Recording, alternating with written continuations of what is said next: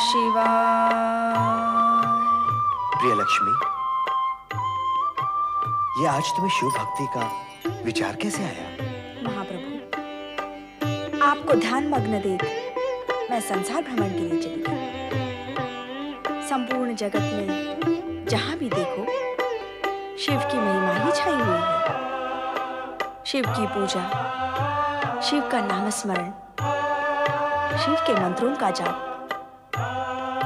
सोचा मैं ही इससे विलग क्यों रहूं? मैं भी ओम नमः शिवाय मंत्र के जाप का आनंद ले लूं। उत्तम, अति उत्तम। सुख और शांति प्राप्त करने के लिए शिव भक्ति से बढ़कर अन्य कोई उपाय नहीं। इस नाम में सृष्टि की धड़कन है और सृष्टि धड़कन को लयबद्ध करने वाले भी स्वयं सदाशिव ही हैं।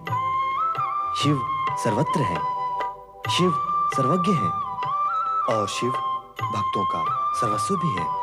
ये आप कह रहे हैं प्रभु? आप जो जगदीश्वर है, विश्व के पालन करता है? मैं जगदीश्वर और सृष्टि का पालन करता अवश्य हूँ, किंतु सदाशिव के इच्छानुसार ही मैं अपना कर्तव्य पालन कर रहा हूँ। मैं और ब्रह्मा दोनों ही उनकी कामना के फल हैं। ये शाश्वत सत्य है कि सदाशिव ही सृष्टि के सृजक, पालक और संहारक हैं। जिस प्रकार शिव की इच्छा से ही समुद्र मंथन हुआ, तुम्हारी उत्पत्ति हुई और तुम मुझे पति रूप में प्राप्त कर सकी।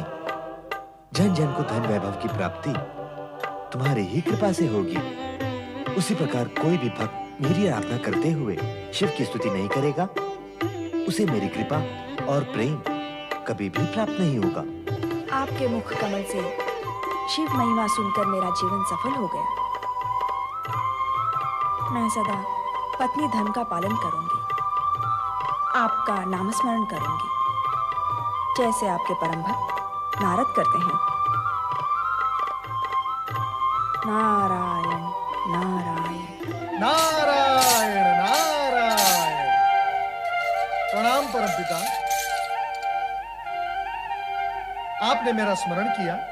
हाँ, इस हेतु कि मेरा यह मानस पुत्र आदेशित कार्यों को नाद एवं प्रकाश से भी बढ़कर त्वरित गति से करता है। तुम देवलोक के दूर संचालक। नारायण नारायण। सब नारायण की कृपा है। मेरी प्रशंसा तो हो चुकी है, अब कार्यादेश भी दे दें तो उचित होगा। हे नारायण, तुम उस क्षण के स्वयं साक्षी हो जब समुद्र मंथन से विष निकला, हाहाकार मच गया। विष के प्रभाव से सारी सृष्टि को बचाने के लिए करुणा सागर शिव हलाल पान करके नीलकंठ कहलाए। भगवान शिव तो भक्त वत्सल हैं। उन्होंने अपने भक्तों को ही नहीं, जन जन को, सभी जीवित प्राणियों को विष के कुप्रभाव से बचाने के लिए हलाहल पान किया। यदि वे हलाहल पान न करते तो आज सृष्टि का अस्तित्व ही न होता। परंतु ये तो सत्य है, किंतु सदाशिव के हलाल पान के पूर्व ही पर्याप्त विष वातावरण में घुल मिल गया था। प्रदूषण के चिन्ह यहां वहां वातावरण में दृष्टिगोचर भी हो रहे हैं। प्रकृति और जीवों की सुरक्षा के दृष्टिकोण से इस प्रदूषण को मिटाना अति आवश्यक है। यही सोचकर मैंने एक महान यज्ञ का आयोजन निश्चित किया। परंपिता, ये यज्ञ कहाँ संपन्न होगा? यह यज्ञ प्रयाग की पवित्र भूमि पर होगा।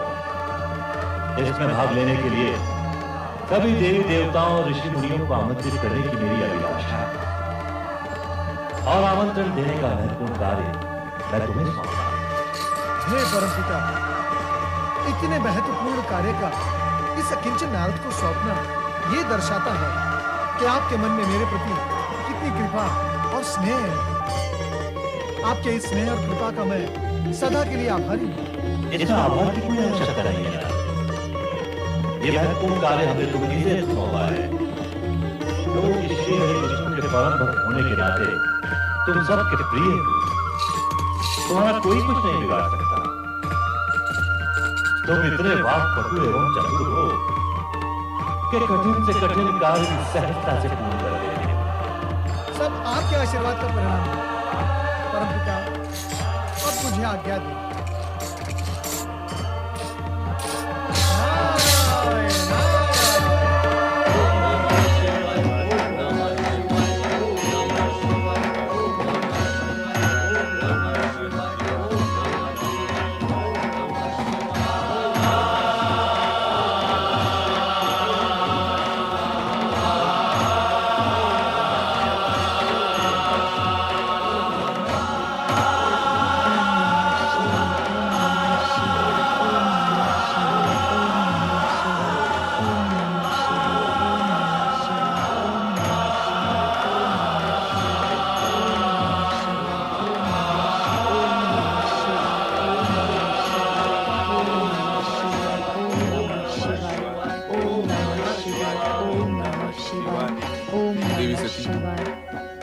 आज तुमने यहाँ आने में शिवगणों का नेतृत्व नहीं किया। स्वामी, आपके चिंतन में ऐसा खोई थी कि समय का ध्यान ही नहीं रहा। मैं क्षमा चाहती हूँ। जब हमारे चिंतन कर रही थी तो उसमें क्षमा की कोई आवश्यकता नहीं। हे प्रभु शिवशंकर, आज आपसे पूछने की कुछ मन में जिज्ञासा जागी। जिज्ञासा का समाधान अवश्य होगा। पूछो, क्या पूछने के इच्छुक हो?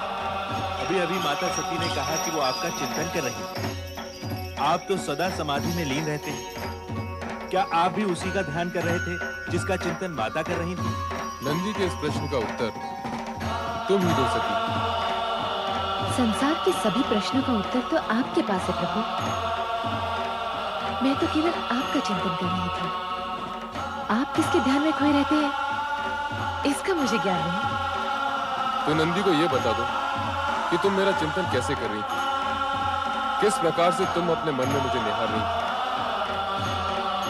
स्वामी, आपने मुझे बताया था कि शिव और शक्ति अभिन्न है और मैं स्वयं शक्ति का अवतार हूँ।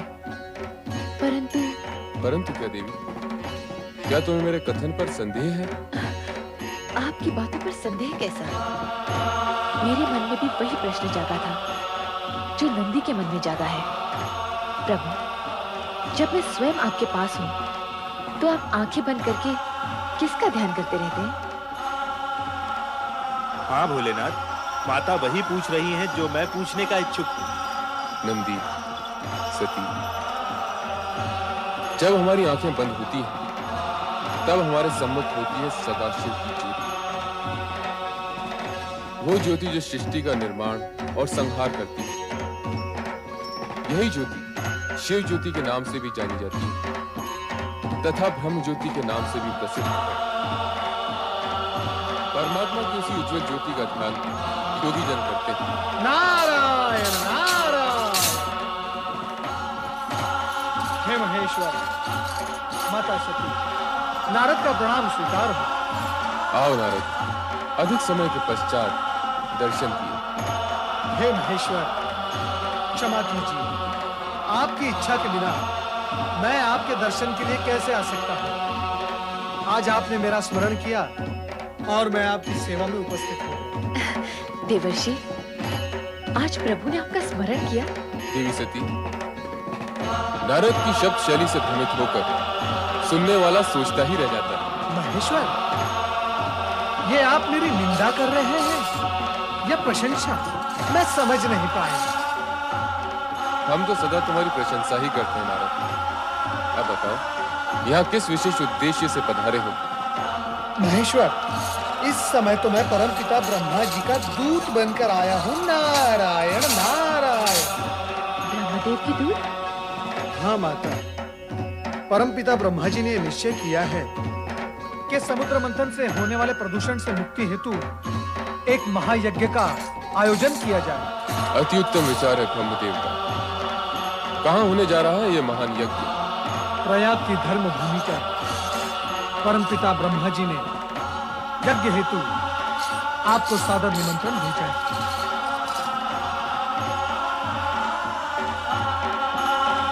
हम अवश्य उस धर्म यज्ञ में सम्मिलित होंगे। आपकी स्वीकृति से मैं धन्य हुआ। अब मुझे आज्ञा दो। देवर्षि, आप इतना शीघ्र जाने की क्यों सोच रहे हैं? जब नारद का उद्देश्य पूर्ण हो जाता है तो वो एक पल भी कहीं नहीं रुकते। शिव शिव शिव शिव शिव शिव शिव, ऐसी बात नहीं है प्रभु। यदि आपकी इच्छा हो तो मैं आपके चरणों में बैठा रहूंगा। अब ये परंतु कैसा? परंतु इस समय मुझे कई महानुभावों को प्रयाग यज्ञ का निमंत्रण देने के लिए जाना है। परम पिता ब्रह्मा जी की ये आज्ञा है कि ये कार्य मैं शीघ्र संपन्न करूं। तो इस शुभ कार्य से हम तुम्हें रोकेंगे नहीं। जाओ, तुम्हारा कल्याण हो।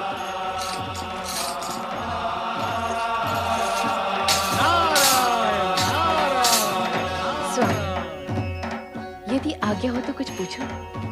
क्या अब भी कोई प्रश्न शेष रह गया है?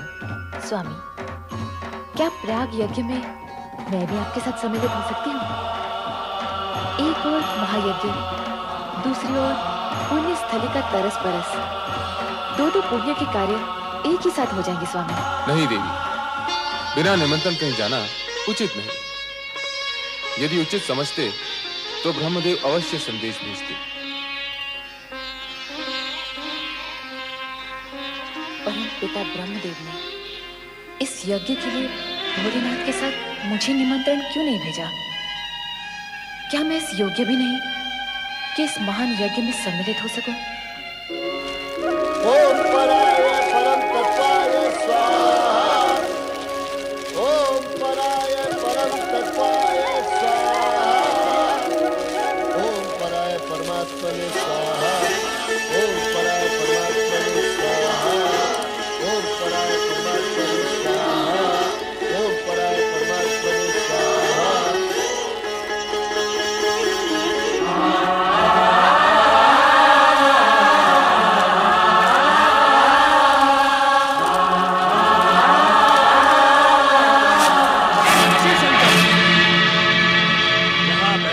सम्मानित व्यक्तियों ने मुझे आदर देने हेतु अपने मस्तक झुकाकर मुझे प्रणाम किया, किंतु तुमने मेरे अपने जमाता होते हुए भी मेरी ओर देखा तक नहीं। राजन, मैं इस पवित्र प्रयोजन में यज्ञ अग्नि की ओर देख रहा था, जो किसी भी व्यक्ति विशेष से अधिक वंदनीय है। असत्य, अब तुम इस योग्य ही नहीं रह गए हो कि इस यज्ञ की पवित्र अग्नि को अपनी आंखों से भी स्पर्श कर सको। भूतों पिशाचों से सेवित होकर तुम्हारे वेदों कर्म लुप्त हो चुके हैं। अब तुम मात्र शास्त्र विधि की अवहेलना और नीति मार्ग को कलंकित करने वाले पाखंडी, दुष्ट और पापाचारी पुरुष मात्र रह गए हो। मैं श्राप देता हूँ कि शमशान में निवास करने वाले उत्तम कुल और जन से शिव शंकर को इस यज्ञ से बहिष्कृत कर दिया जाए और देवताओं के साथ इसे यज्ञ का कोई भी भाग न दिया जाए। अरे महामूर्ख दुष्ट बुद्धि दक्ष, तुमने भगवान भोलेनाथ को यज्ञ से बहिष्कृत कर दिया, जिनके स्मरण करने से यज्ञ सफल हो जाते हैं और तीर्थ पवित्र हो जाते हैं। ओ अधर्म ब्राह्मण नीच, तुमने इनका अपमान कर दिया है, जो सृष्टि के रचयिता हैं, जो पालन करता है और एक दिन संहार करता भी होंगे। हे शिवगणों, तुम सबके सब इस यज्ञ से बहिष्कृत हो जाओ। तुम सबके सब नीच और पाखंडी हो। सिर पर जटा, शरीर पर वस्त्र और हड्डियों के आभूषण पहने वस्त्र, तुम मद्यपान में आसक्त हो।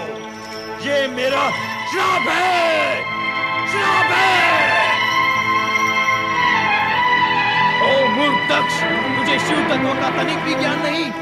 तुझ जैसे अहंकारियों ने ही महेश्वर का उपहास किया है। इसीलिए शिव तेज के प्रभाव से मैं तुझे श्राप देता हूँ कि तुझ जैसा ब्राह्मण वेद ज्ञान से वंचित हो जाए, तू तत्व ज्ञान से विमुख हो जाए और तेरा मुख पशु समान हो जाए। नंदी, तुम्हें इस प्रकार क्रोधित नहीं होना चाहिए। तुमने व्यर्थ ही ब्राह्मण कुल को शाप दे डाला। जहां तक मेरा प्रश्न है, मुझे तो किसी भी प्रकार का कोई शाप छू भी नहीं सकता। तुम तो ज्ञानी हो नंदी। सनकादिक ऋषियों को तत्व ज्ञान का उपदेश भी तो तुम ही ने दिया था। अतः अब शांत हो जाओ और निश्चिंत भी। तुम्हारे आराध्य का कोई कुछ नहीं बिगाड़ सकता। मैं तो यज्ञ हूं, मैं ही यज्ञ कर्म हूं, यज्ञों का अंगभूत उपकरण हूं। यज्ञ की आत्मा भी मैं ही हूं, यज्ञ परायण यजमान और यज्ञ से बहिष्कृत भी मैं ही हूं। चलो हम कैलाश लौट चलें।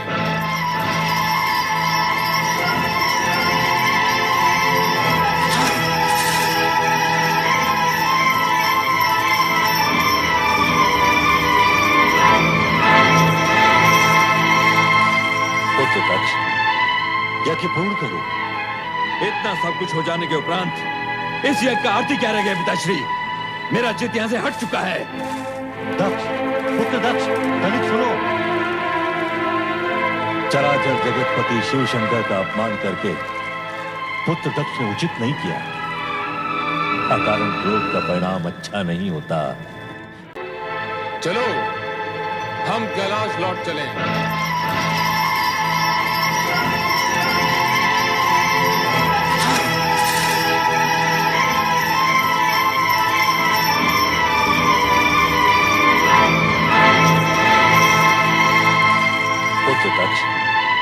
यज्ञ पूर्ण करो। इतना सब कुछ हो जाने के उपरांत इस यज्ञ का आरती क्या रह गया पिताश्री? मेरा चित्त यहाँ से हट चुका है। दक्ष, पुत्र दक्ष, दलित सुनो। चराचर जगतपति शिव शंकर का अपमान करके पुत्र दक्ष ने उचित नहीं किया। अकारण क्रोध का परिणाम अच्छा नहीं होता।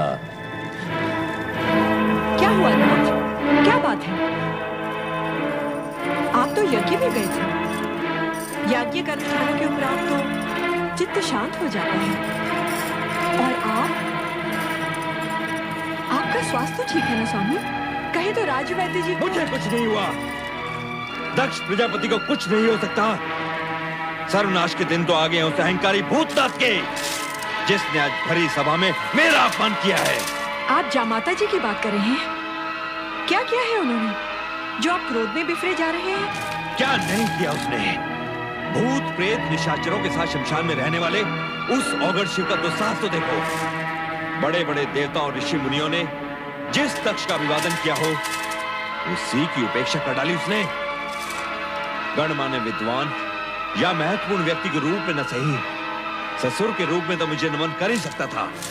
हो सकता है उनका पूरा ध्यान उस समय यज्ञ की ओर लगा हो। तुम उस नीच का साथ तेरी हो महारानी, जिसके टेढ़े तिरछे मुंह वाले गणों ने मेरा जी भर के अपमान किया है, मेरे ब्राह्मणत्व को ललकारा है, श्राप दिया है मुझे। अवश्य आपने भी कुछ कहा होगा, तभी तो... एक तो तुम हो जो उस चटा झूठधारी नंग धड़ंग जामाता पर अपने हृदय का पूरा प्रेम उड़ेल रही हो, और दूसरे हैं मेरे पिता, जिनके दबाव में आकर मुझे अपनी सती का विवाह उस दुष्ट के साथ करना पड़ा। मेरा वश चले तो... बस कीजिए स्वामी, बस कीजिए। आपका ये शिव क्रोध मुझे किसी अनिष्ट की चेतावनी दे रहा है। भगवान के लिए मुख से एक भी अपशब्द मत निकालिएगा। मुख से कहने से क्या लाभ? अब तो अपमान का बदला अपमान से ही लिया जाएगा। महारानी, मैं शीघ्र एक महान यज्ञ का आयोजन करूंगा, जिसमें मैं तुम्हारे लाडले जामाता को कदापि कदापि आमंत्रित नहीं करूंगा। ये आप क्या? इतना ही नहीं, उसका यज्ञ भाग भी उसे नहीं मिलेगा, कदापि नहीं मिलेगा। प्रतिशोध लूंगा मैं, प्रतिशोध, प्रतिशोध, प्रतिशोध। शिव शंकर से प्रतिशोध लेने के लिए निश्चय कर चुके हठधर्मी और क्रोधी पुत्र दक्ष से पिता ब्रह्मदेव ने प्रयाग यज्ञ तो किसी प्रकार संपूर्ण करवा लिया, किंतु उसके अनिष्टकारी निश्चय से आशंकित एवं अशांत ब्रह्मदेव ब्रह्मलोक का अपना कमलासन त्याग कर एकांत में चिंतन के लिए चले गए। नारायण नारायण। परमपिता ब्रह्मा कहाँ है आप? आज आपका ये कमलासन रिक्त क्यों है? कृपया पधारिए। ओम नमः शिवाय।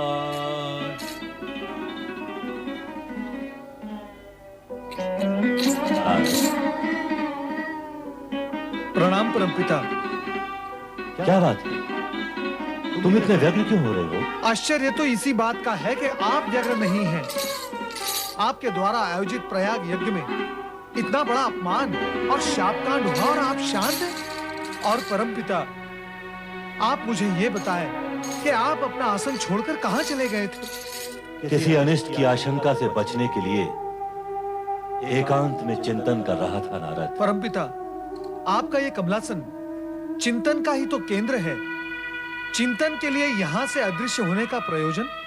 ये तो मैं तुम्हारी पुकार पर चला आया, अन्यथा मुझे यहाँ से कुछ समय के लिए अदृश्य रहना था। परमपिता, इसका कारण? पहले मेरे इस प्रश्न का उत्तर दो कि तुम स्वयं प्रयाग यज्ञ के संदेशवाहक होकर भी प्रयाग यज्ञ में उपस्थित क्यों नहीं हुए? नारायण नारायण। परमपिता, आप मेरी विवशता समझ सकते हैं। श्री हरि विष्णु ने जब यह आशंका व्यक्त की कि उस यज्ञ में कुछ अनिष्ट होने जा रहा है, तो उनकी आज्ञा अनुसार मैं वहां उपस्थित नहीं हुआ। परमपिता, अब आप ही बताएं कि भगवान शिवशंकर का अपमान मैं कैसे देख सकता था। आप समझा। परमपिता, एक बात मेरी समझ में नहीं आई। कौन सी बात? आपने भ्राता दक्ष को भगवान शिवशंकर का अपमान करने से रोका क्यों नहीं? इस हेतु कि वो भभूतधारी औगढ़नाथ अपमान और शाप के योग्य ही है। नारायण नारायण, ऐसा अशुभ बोलकर अपने सर्वनाश को आमंत्रण न दो भ्राता दक्ष। सर्वनाश? सर्वनाश तो उसी का होगा जो सर्वनाश के योग्य है। हम दक्ष प्रजापति हैं, सारी प्रजा के पालन करता। हमारा अपमान करने वाले को अपमान का दंड भुगतना ही होगा। नारद, दक्ष, क्रोध के आवेश में आकर तुमने यज्ञ भूमि में जो अनर्थ कर डाला, उसका तुम्हें तनिक भी दुख नहीं है। अब यहाँ क्या करने आए? परमपिता, हम यहाँ आए दक्ष यज्ञ के निमंत्रण हेतु। दक्ष यज्ञ? कैसा दक्ष यज्ञ? परमपिता, आपने अपना वो यज्ञ हमसे बलपूर्वक पूर्ण करवाया, उससे हम संतुष्ट नहीं हैं। इस कारण हमने निश्चय किया है कि दक्ष भूमि कनखल में एक महान यज्ञ का आयोजन किया जाए। नारायण नारायण, इस यज्ञ का प्रयोजन? नारद, ये आवश्यक तो नहीं कि हम तुम्हारे हर प्रश्न का उत्तर दें, परंतु यदि आयोजन का कारण जानना ही है तो सुनो। दक्ष यज्ञ का आयोजन करके हम शिव को सदा सदा के लिए सभी यज्ञों से बहिष्कृत कर देंगे। हम इस यज्ञ के द्वारा शिव से अपने अपमान का प्रतिशोध लेंगे। दक्ष, शिव तो साक्षात परम ब्रह्म है, तुम उन्हें क्या बहिष्कृत करोगे? ऐसा अनुचित विचार भी अपने मन से निकाल दो। हमारा ये विचार ही नहीं, अटल निश्चय है परमपिता। हम अभी श्री हरि विष्णु को निमंत्रण देकर आ रहे हैं और हमने उन्हें ये शपथ दिलाई है कि उन्हें हमारे इस यज्ञ में सम्मिलित होना ही होगा, जिसमें कैलाशपति शिव का कोई स्थान नहीं होगा। परमपिता, नारायण नारायण, भगवान शिव महेश्वर होने के साथ साथ आपके जमाता है और आपकी पुत्री सती के पति भी। उन्हें आप यज्ञ से बहिष्कृत कैसे कर सकते हैं? तुम चुप रहो नारद। हाँ? हमने शिव को इस यज्ञ से ही नहीं, अपने जीवन से भी बहिष्कृत कर दिया है। पिताश्री, आप समय से पूर्व यज्ञ में पहुंचकर पूरी व्यवस्था का संचालन कीजिए, हम यही कहने आए हैं। प्रणाम पिताश्री। नारायण नारायण, इतना क्रोध, इतना अभिमान, अवश्य दक्ष प्रजापति के सर पर दुर्भाग्य मंडरा रहा है। शिव के प्रति तीव्र रोष उन्हें कहीं का नहीं रखेगा। परमपिता, मेरी आपसे प्रार्थना है कि उस यज्ञ में आप सम्मिलित न हो। हम अपने ही पुत्र के यज्ञ में सम्मिलित नहीं हो, यह कैसे हो सकता है नारद? हमें जाना ही होगा।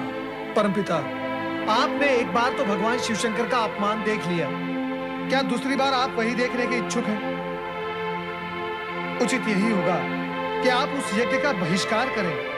दुविधा में न डालो नारद, हमें अपने कर्तव्य का पालन करने दो। हमें तो बस इतना ज्ञात है कि हर कार्य शिव की इच्छा अनुसार ही होता है।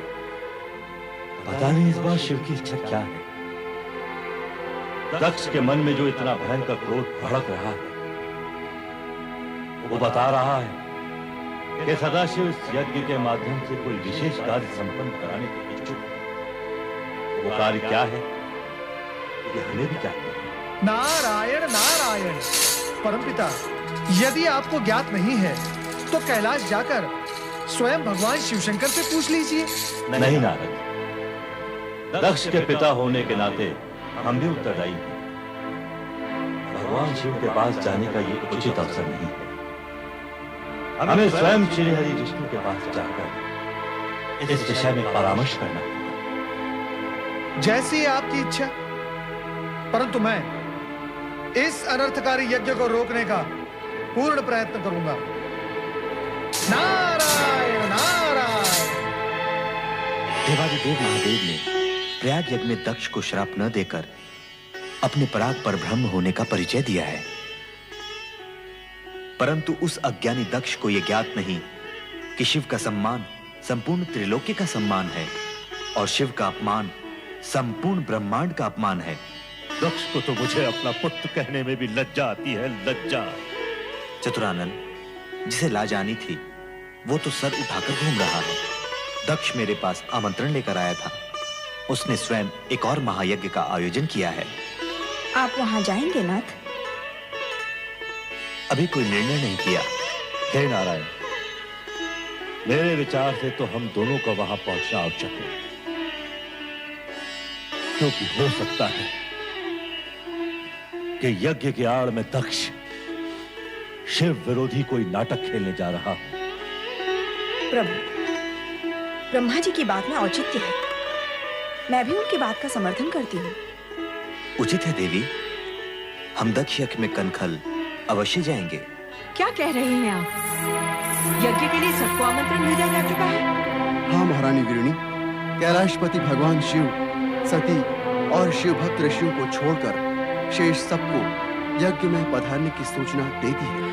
अर्थात महाराज अपनी हट पर अड़े रहना चाहते हैं। उन्होंने इसके दुष्परिणामों की ओर तनिक भी ध्यान नहीं दिया है। कहाँ है महाराज? जी वो भगवान विष्णु और परमपिता ब्रह्मा को निमंत्रण देने स्वयं गए हैं। तो फिर शिव सती को बुलाने मैं कैलाश जाऊंगी। मैं ये अन्याय कदापि नहीं होने दूंगी, कदापि नहीं। ये हम क्या सुन रहे हैं महारानी? तुम हमारी इच्छा के विरुद्ध कैलाश जाओगी? हमारी पुत्री सती और जमाता शिव इस यज्ञ से वंचित रहे, ये मैं नहीं देख सकती। यदि आप निमंत्रण नहीं भेजते तो मुझे स्वयं वहां जाना होगा और मैं अवश्य जाऊंगी। महारानी, हमारी आज्ञा के उल्लंघन का परिणाम जानती हो। हमारा क्रोध तुम्हें इसी समय जलाकर भस्म कर सकता है।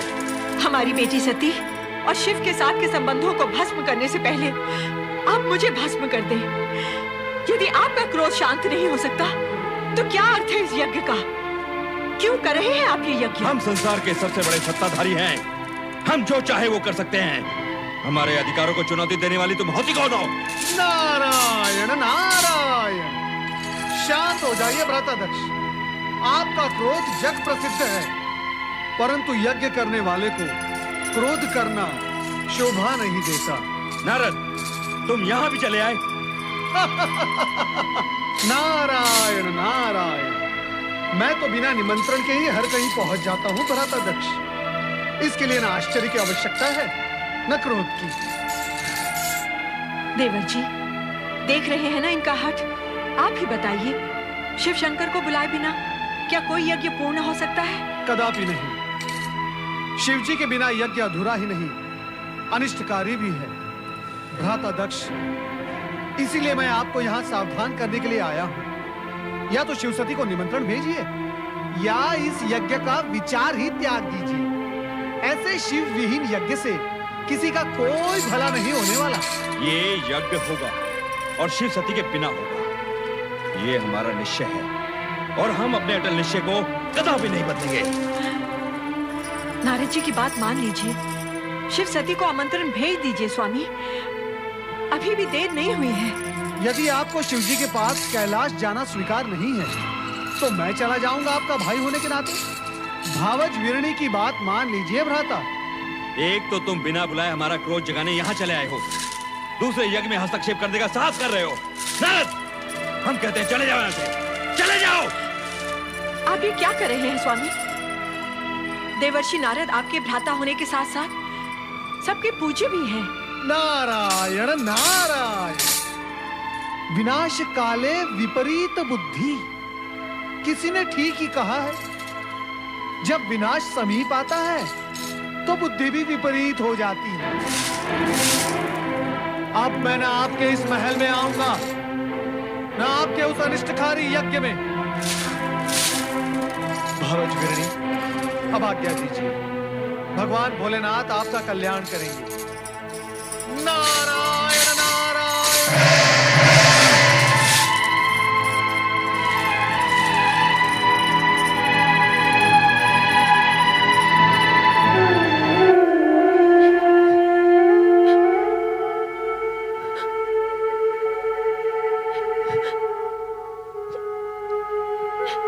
सती, तुम यहाँ अकेली क्यों बैठी हो? अरे, तुम्हारी आंखों में आंसू? तुम्हें किसी ने कुछ कहा? तुम्हारा स्वास्थ्य तो ठीक है ना? इतनी बड़ी बात हो गई और आपने मुझसे छिपाई, मुझसे, अपनी अर्धांगिनी से।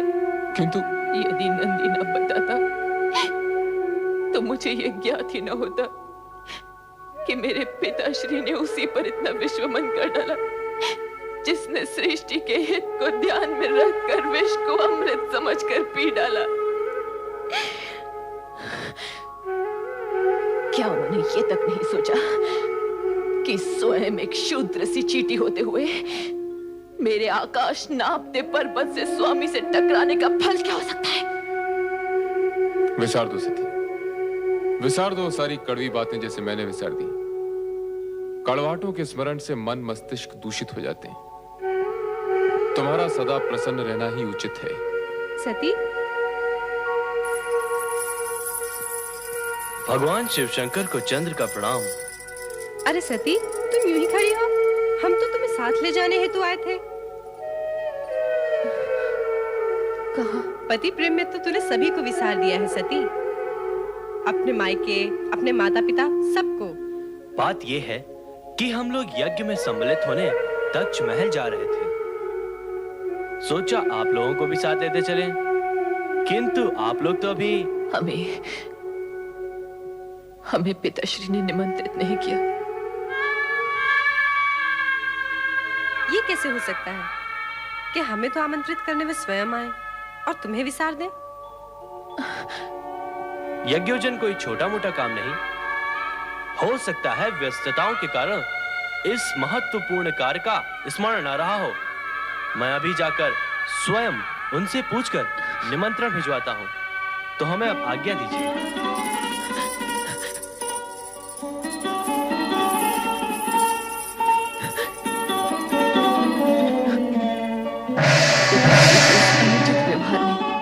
मेरे हृदय को व्यथित कर दिया है।